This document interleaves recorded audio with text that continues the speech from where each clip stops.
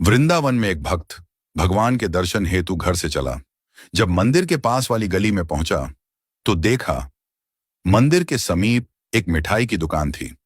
भक्त ने दुकानदार से कहा, भगवान के लिए प्रसाद में पेड़े दे दीजिए। दुकानदार पेड़े तोल ही रहा था, तभी उसकी नजर सामने खड़े एक बच्चे पर पड़ी। छोटा सा बच्चा चिलचिलाती धूप में नंगे पैर तपती धरती पर खड़ा था, हाथ में फूल मालाएं ली।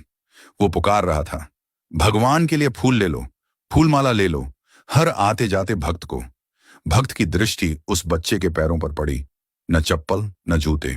धरती इतनी तप रही थी कि बच्चा कभी एक पैर को ऊपर रखता तो कभी दूसरे को।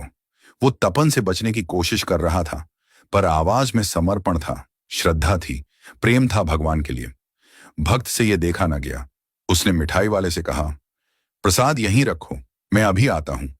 वो पास की चप्पल की दुकान पर गया, नन्हे से बच्चे के लिए चप्पल खरीदी, फिर लौटा और बोला, लो बेटा, इसे पहन लो।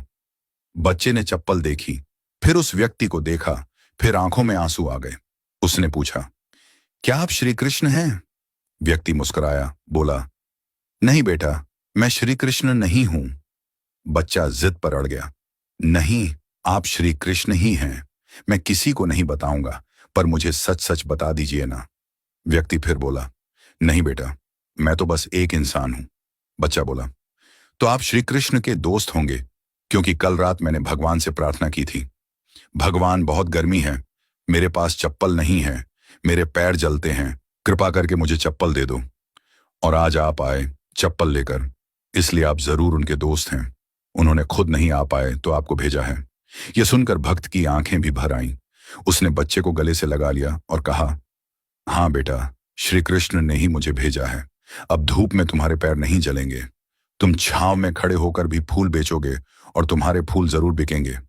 बच्चे ने झुककर उस व्यक्ति के चरण छू लिए और मुस्कुराकर बोला, भगवान कितने दयालु हैं ना, कितने व्यस्त रहते हैं, पर फिर भी अपना कोई दोस्त भेज ही देते हैं। व्यक्ति ने प्रसाद लिया, बच्चे से फूल माला ली और मंदिर जाकर भगवान से कहा, प्रभु धन्यवाद, आज आपने मुझे आपका मित्र बनने का अवसर दिया।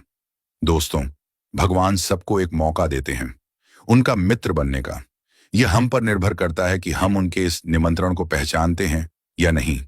हर व्यक्ति, हर जीव भगवान के सामने नतमस्तक होता है, भगवान के सामने अपनी इच्छा रखता है, भगवान को अपने दुख बताता है, अपनी परेशानी बताता है, भगवान के साथ अपने हालात साझा करता है, और भगवान किसी भी जीव के भीतर प्रकट होकर के उस व्यक्ति की मदद करते हैं।